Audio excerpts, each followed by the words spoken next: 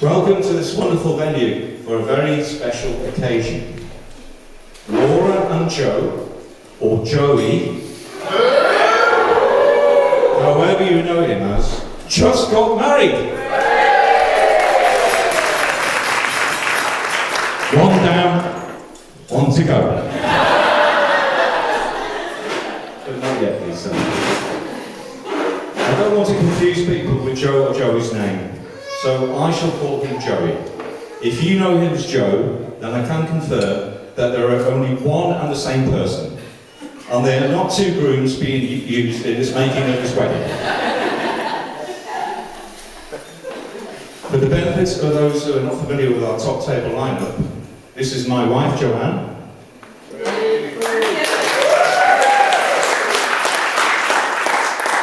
This is my daughter, our daughter, sorry. Is he had all right? Zoe, second daughter. You know these two? We have Stella.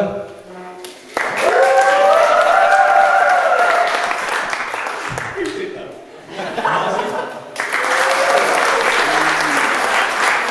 And our buy one, get one free. Best men, James and Alex.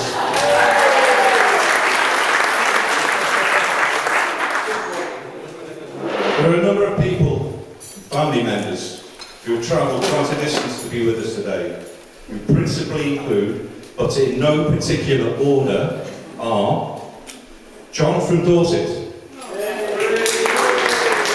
Keith from Sussex,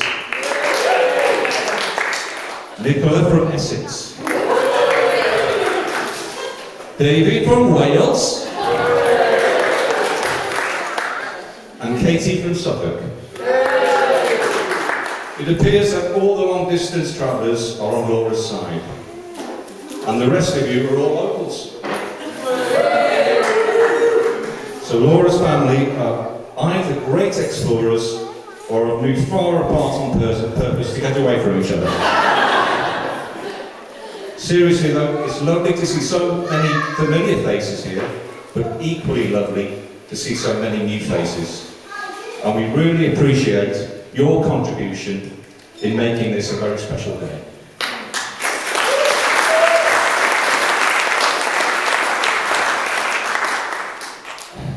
I would like to give a special mention to those close family members who are sadly no longer with us and would have dearly loved to have seen this day. But as they will always be in our thoughts, in a way, they are with us. I was going to give you a few stories of what happened on the stag do, but I guess what happened in Hamburg should stay in Hamburg, just like what nearly happened to Chris's passport. Sorry, Chris. Dear Laura, you've come a long way since being that little girl, bridesmaid girl, at your Auntie Katie's wedding, where you ran up to the cake and poked your finger right into it. Katie, this is your big chance to have it come back.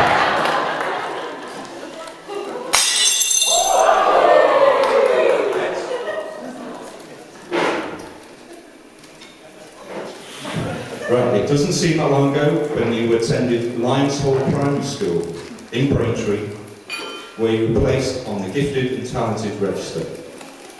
You were selected to represent the school in sports days against other schools, and fellow pupils selected you to represent them at school council. The teachers also chose you to be house captain. You also had other interests to keep you occupied, like dance lessons, and attending brownies from age 7 to 10. Nowadays, you just eat them.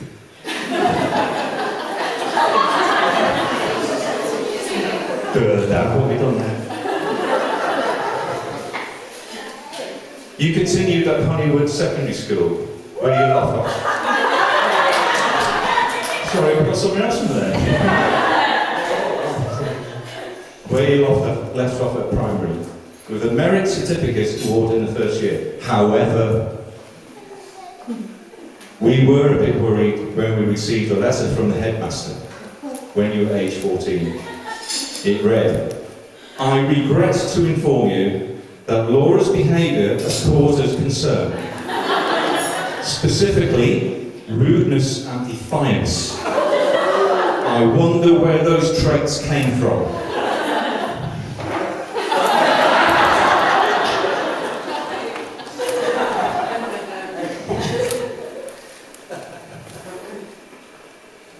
They must have forgiven you though.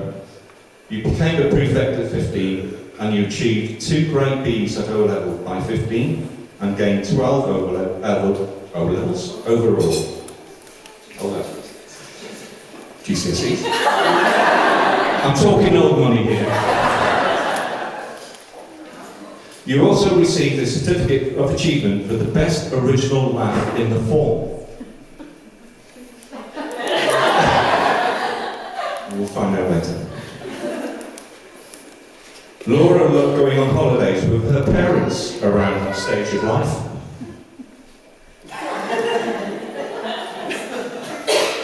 During one, we visited the Grand Canyon, and she was in a right mood, exclaiming that Grand Canyon was just a rock,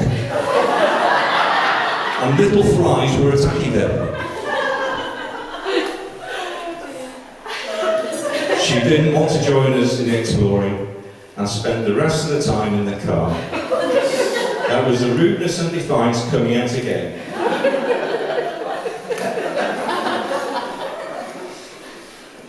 Unfortunately, Laura had a bit of a wobble at sixth form college, but still managed to achieve 3 A-levels and developed a keen interest in law.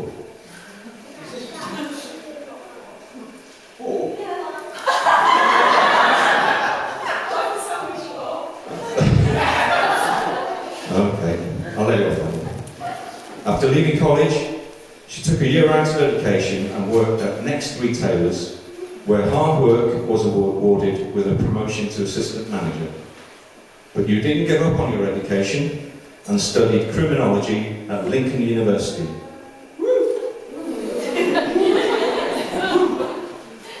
Little did we know at the time that the first person we saw in the shared kitchen was to become our son-in-law.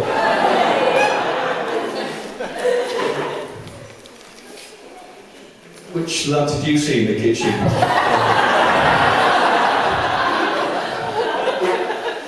Was that 2'6" midget? Oh,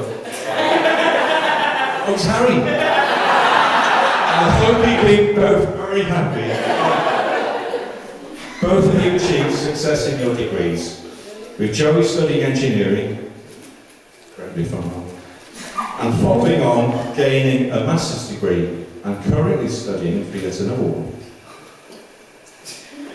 Your relationship with Joey flourished during that time, and in many ways he was your knight in shining armour, making sure you stayed on the right track after sudden unforeseen events. Both me and Joe, thank you Joey, for looking after her then, as you continue to do today, and hopefully tomorrow, and the day after, and the day after. Laura moved back home after graduating, and it was a testing time for the both of you, as you were only seeing each other occasionally, and inevitably there was some strain and difficult times. In particular, I remember when Joey came down to Braintree to see you, and at some stage you were wearing a party hat with an elasticated strap under your chin. Joey proceeded to try and pull the elastic, and you were shouting, "No!" But he persisted anyway,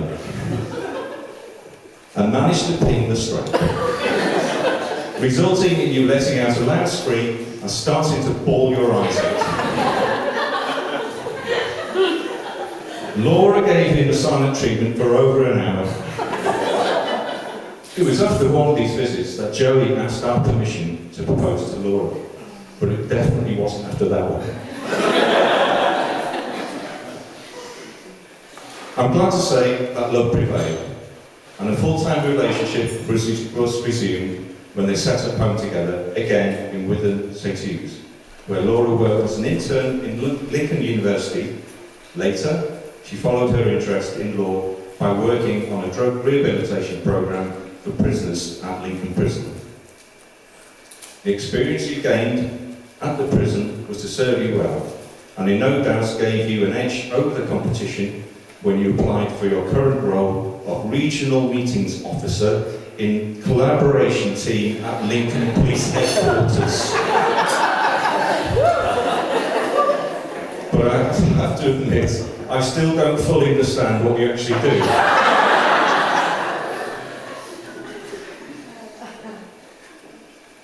I have been reflecting on the significance of today's event and how that may change things in our own life's little bubble. But boiling it down, Joe and me are not actually losing a daughter, we're gaining a son-in-law, as well as new buddies in Stella and Martin. So Joey, thank you for making Laura happy. Most of the time. And we'd like to officially welcome you into our family.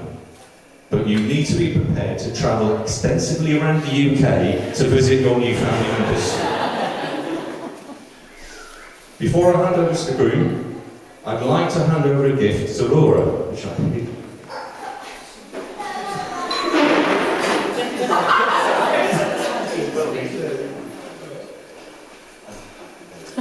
It's a table, mate. Hang on, what's the sheet say?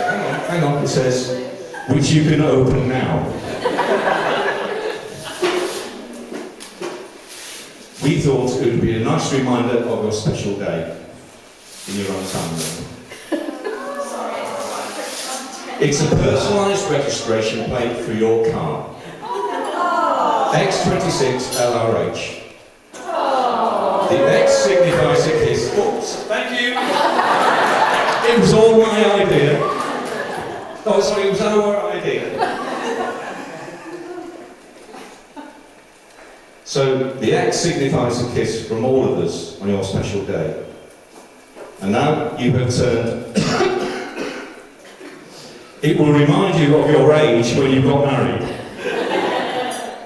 as well as being your birth date.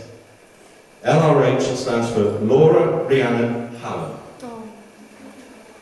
Please join me in a toast to the very latest version of Mr. and Mrs. Hallam. May you have a long, healthy and happy life together. Cheers! Cheers. I was going to add cheers and yahida to David.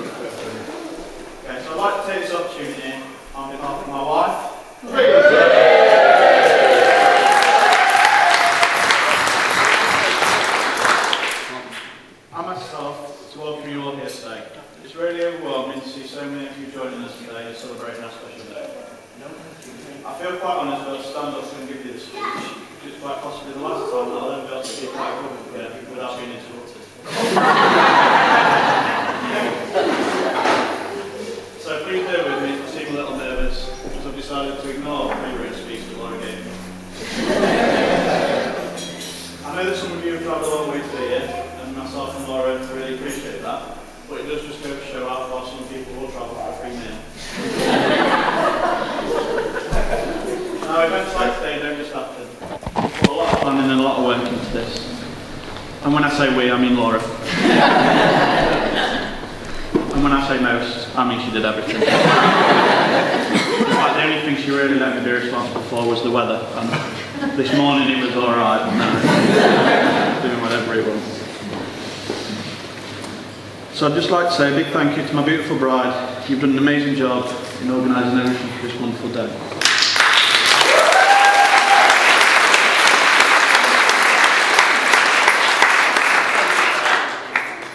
Unfortunately, it's not possible to have everybody that we love here today celebrating with us, but we know they're here with us in spirit. And they're not only in our thoughts today, but they're in our hearts forever. So I'd like to ask you all to join me in raising a glass to absent family and friends. To absent family and friends.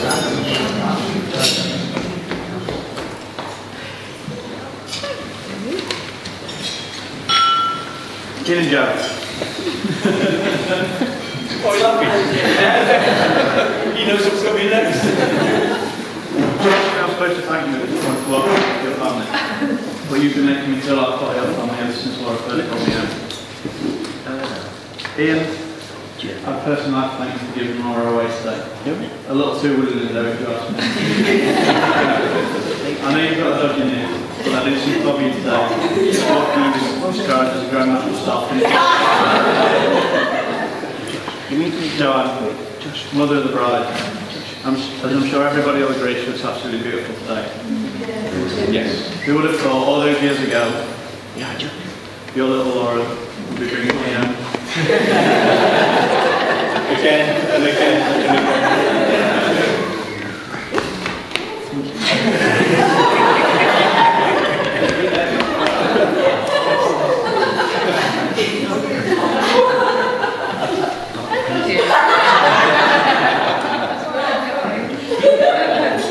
Yourself and Ian have made me and Laura feel very, very close, and I genuinely couldn't have asked for nicer in-laws.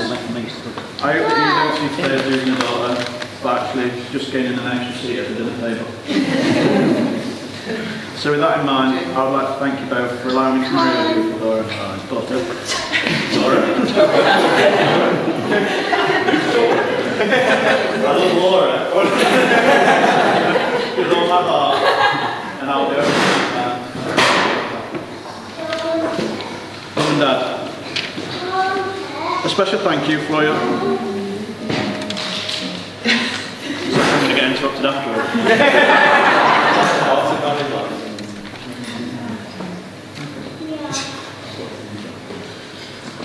Dear Martin and Stella,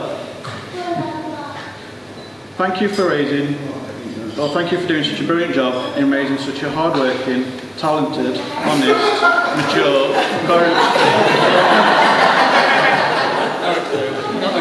philosophical, godlike, chivalrous, sensible, witty, incredibly handsome son.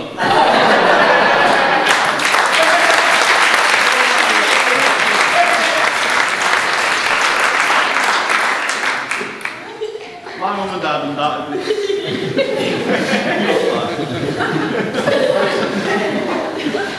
my mum and dad undoubtedly deserve a medal of endurance. Somehow they have managed to love and support me through every stage of my life, and believe me when I tell you, I've really put that love and support to the test sometimes.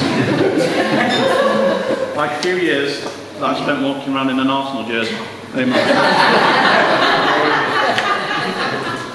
Or when I walked through the door with 3 points on my driving licence, Stella. My dad likes to refer to these years as my Kevin the teenager stage. But I dare bet if you catch him at the bar later tonight, he'll still tell you that they're happening now. But despite all of that, you've managed to get me through thick and thin, and I hope today we've made you proud. Ever since I was young, you've always encouraged me to make the most of every opportunity I have had, and never to leave anything saying I wish. You turned up at every football game, and less favourably turned up to every parents' evening. Only God knows how I made it into university, but even then you were always ready to be there for me. No distance was ever too great, no hour was ever too late. And the amount of love that you have for me, Laura, is no question. You've set a fine example for me growing up, and I can only hope to become as wonderful as you both are. I feel extremely lucky to have such wonderful, wonderful parents.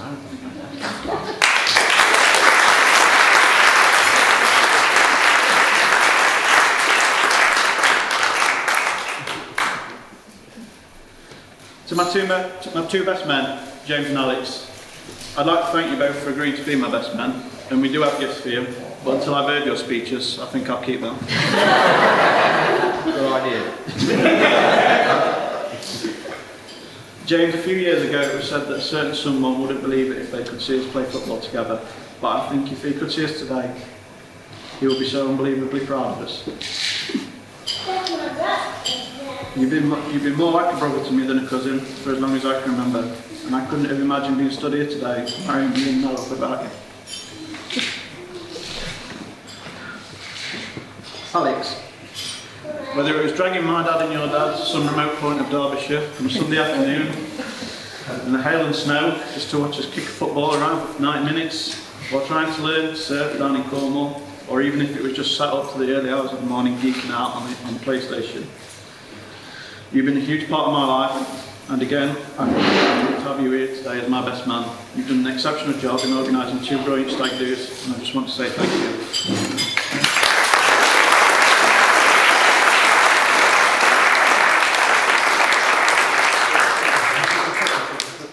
There's an unwritten rule at weddings. Nobody should look more handsome than the groom. But as we've all lost this to Alex and James, I'm going to be a little bit out of character and compliment my ushers, Harry and Craig, on their brains and not their business. You've both been a godsend to myself and Laura over the last few years, and I know I wouldn't have been able to make it through university without you both. Some would even go as far to say as I actually owe half of my degree to Harry. Whilst Craig, I actually think yours is split with somebody called Graham.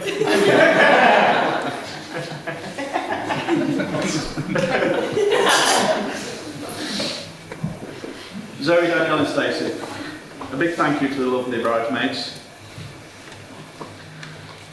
I'm sure everyone here today will agree just how beautiful that you all look. You've done a fantastic job in giving Laura two brilliant hand-do's and helping making today run so smoothly. I know myself what it's like waiting for Laura to get ready in the morning. So God knows what you went through this morning. And you even managed to get here on time. Laura, my new wife, I cannot put into words how good it feels to actually finally be able to call you that. I've been living with Laura since the day we met. I've learned a few valuable life lessons. When I'm wrong, admit it. When I'm right, shut up. And I've also learned that in the given circumstances, everything is my fault. If Laura is hungry, it's my fault. If Laura gets a fine for driving in the bus lane, it's my fault. If Laura's Netflix series ends, that's my fault. If Laura's hungover, that's my fault. If Laura gets a second fine for driving in the same bus lane, it's still my fault. When Laura leaves her keys in the front door, that's my fault. And when she can't open the can opener, it's my fault. It's said that you don't marry someone that you can live with, you marry the one person that you can't live without, and I don't think there's anything more perfect for us. I've seen you grow into such a strong. I've seen you grow into the strong woman that you are today, and today I also got to watch you walk down the aisle, and it made me realise just how lucky I am. You're absolutely beautiful, brilliant, and unbelievably kind. If I had to pick a few things about why I love you so much, it would mainly be that you feed me, put up with my snoring, and don't complain too much about my mess. But in actual fact, it's that you make me feel happier than I ever knew I could. And I intend to spend the rest of my life making sure the reverse is also true. Laura, I love you so much, and thank you for marrying me.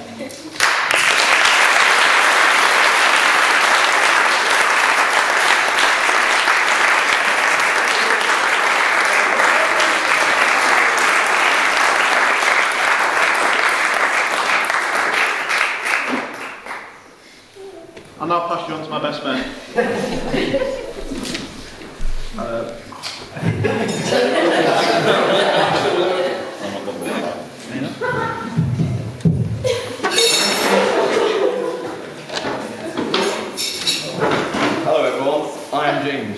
You may not know me, but Joe and I are cousins, and we've been mischief makers since the beginning. And today, along with Alex, I am Joe's best man.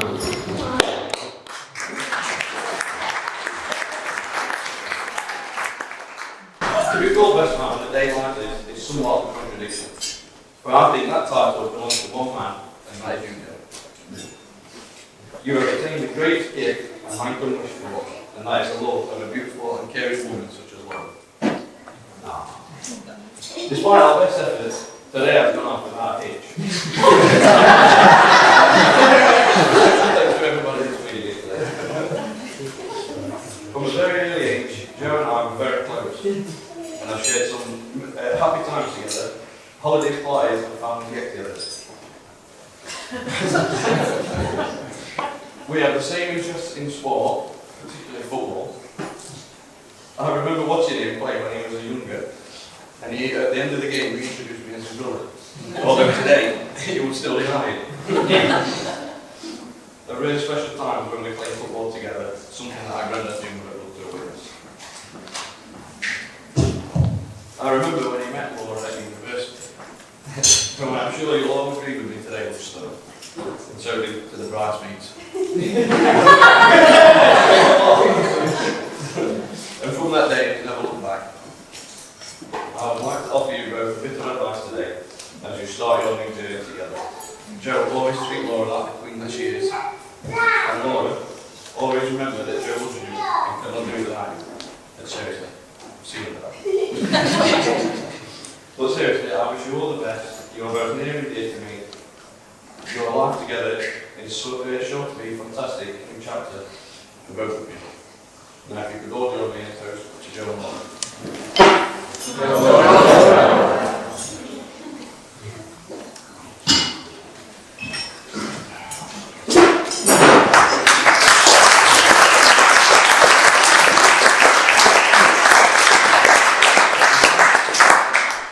So I'd like to start this speech with a huge round of applause for Ian, Joanne, Martin and Stella, and of course Joe and Laura, the bride and groom.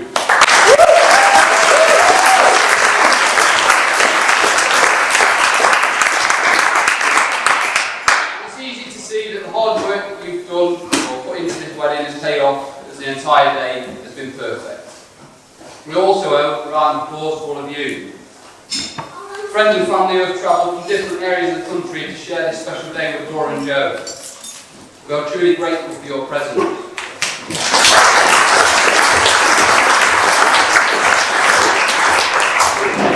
those of you who don't know me, I'm Alex, one of Joe's best men. He picked two because he likes to talk about lots. Joe gave me strict instructions that my speech needs to be short and sweet and not include any ex-girlfriends. So on that note, cheers.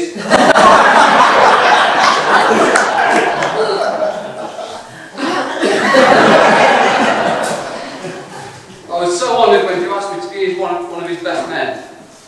I wasn't expecting it at all. He even gave a speech before he asked. It's the closest thing I'll ever be being proposed to. I was hoping for a ring.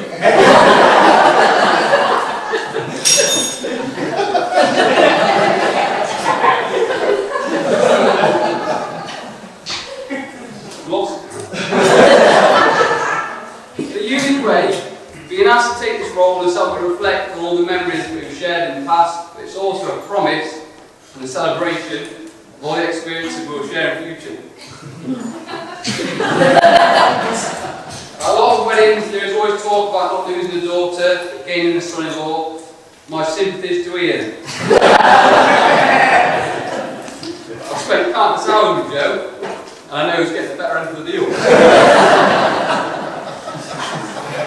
It's funny actually, I was chatting to Ian just after the ceremony, and he mentioned that he felt like history was repeating itself. It's been 22 years since Laura last went to bed with Dubby.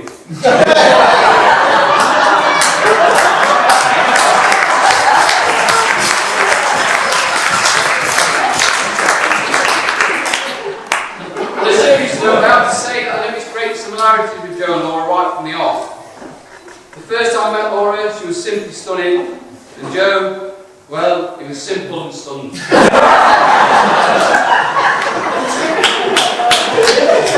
Actually, that's not completely true.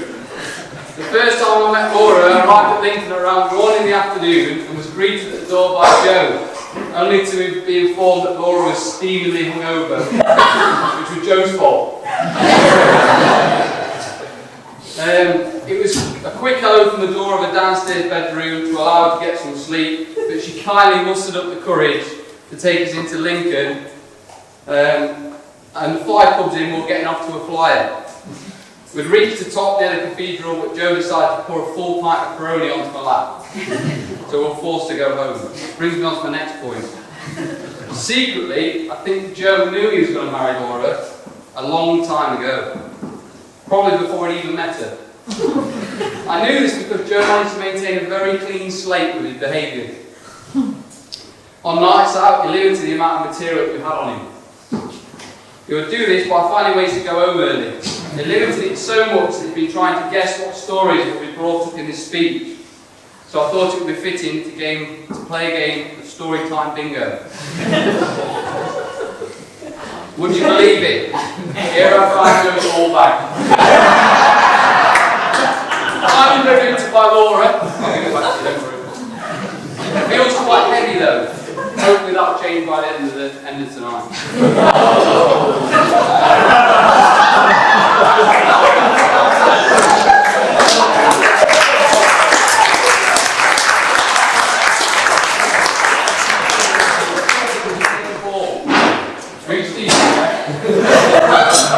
Number 2. Okay.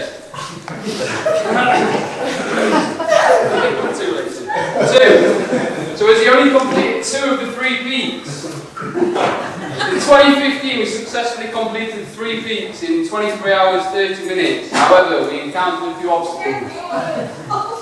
Prior to our first time at Ben Nevis, Joe openly admitted that he was carrying a little more weight than what he wanted.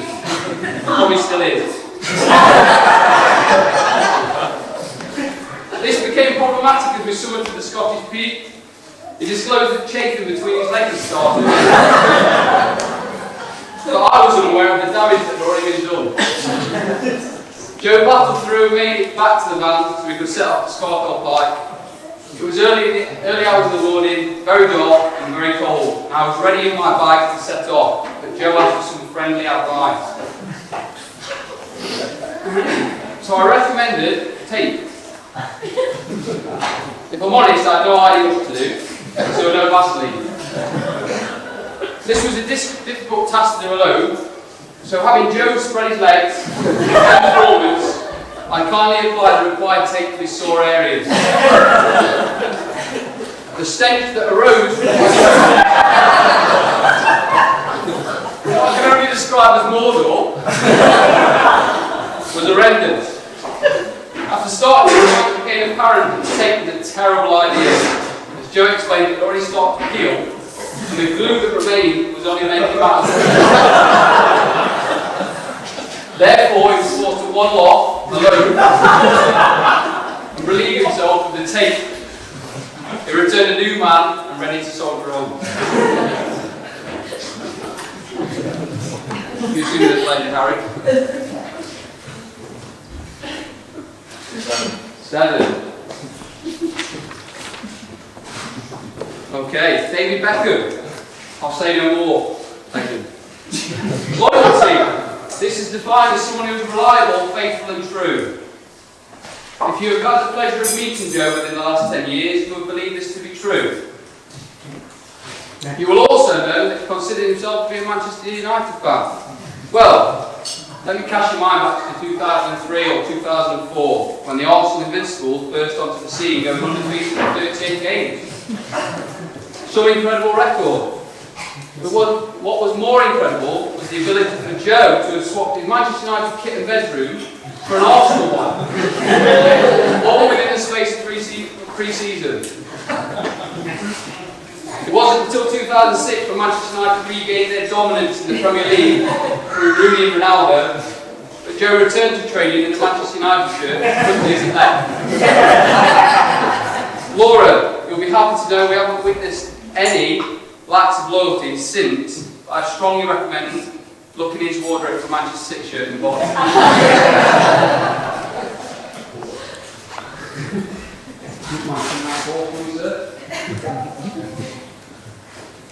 34.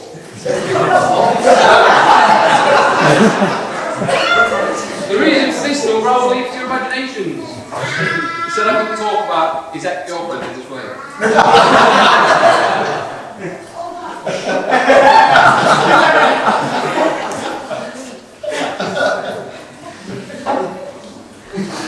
3,198.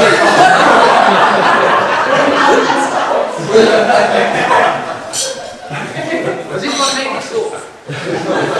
So, all 3,198. The number of times Joe was called Joey in Hamburg.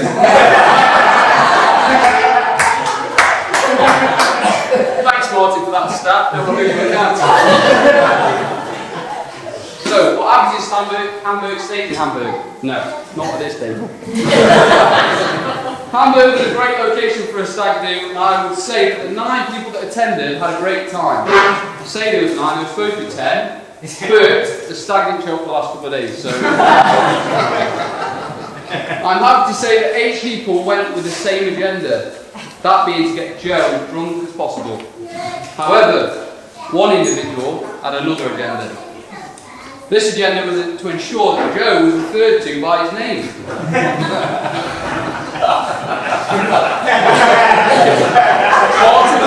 Martin is happy. It has come about because Joe's only competence to introduce himself. A few names that he goes by are Joe, Joey, Joseph, Seth, most commonly or recent, Budge, Josephine, after a staggering performance. There are 3 reasons why Joey shouldn't be used. First reason, Joey Tribbiani. Joe's far less intelligent and can't eat as much food. Second reason, the local idiot, he's also commonly known as Joey. And the third reason being, the person whose agenda it was once had a budgie called Joey, but he hated that budgie. So we call him Budge. It's safe to say that the mission failed as now the groomsmen party calling Joey just to piss him off. Apologise for language, just gotta get this. Okay, last ball, who's the lucky last one? You, my friend. Number 10. Any guesses? No? Check Instagram.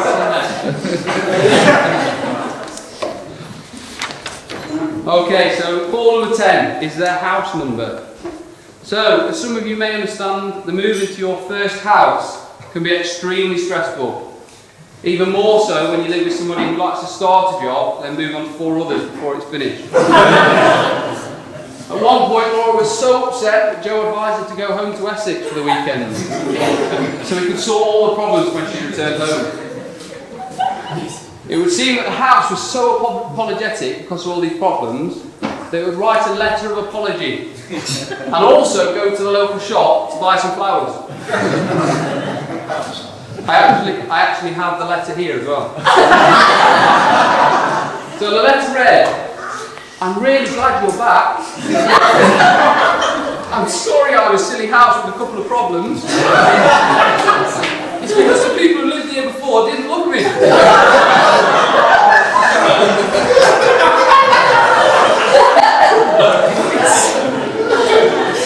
Well, I know you do, and I love you too. I'm your home now, and I hope I am for a long, long time. Please don't be scared to live with me. Once you have my boiler sorted, I'll be really good. Love, Halsey.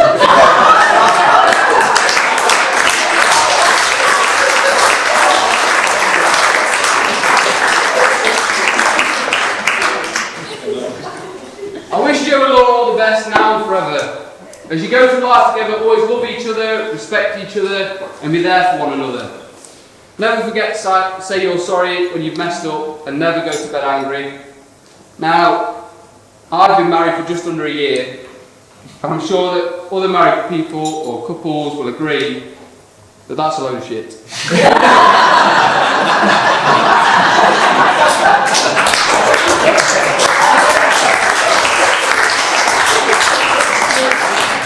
just a formality really, just something to get you started. However, one of those rules will always apply. Never forget to say you're sorry. Unfortunately, this only applies to the groom, as women are never. As I come towards the end of my speech, I would like to say that Joe has always been one of my closest friends. He's the best friend that any one of us here could ask for, go through tough times or howling with tears of laughter. There's no doubt about it that he loves Laura very dearly, and he's blessed to have a graceful and caring and beautiful wife by his side. Laura and Joe, I just want you to know that you're both a credit to your parents' loving and hard work. Probably Stella and Martin more so. I'm just going to rattle through a few toasts. If you would all be upstanding and raise your glasses on behalf of a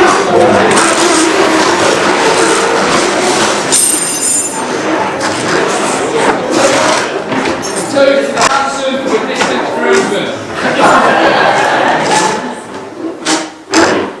Cheers. A toast to the beautiful bridesmaids.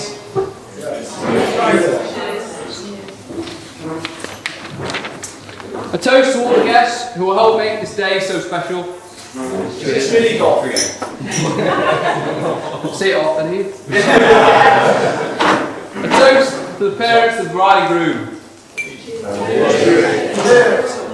And most importantly, a toast to Laura and Joe.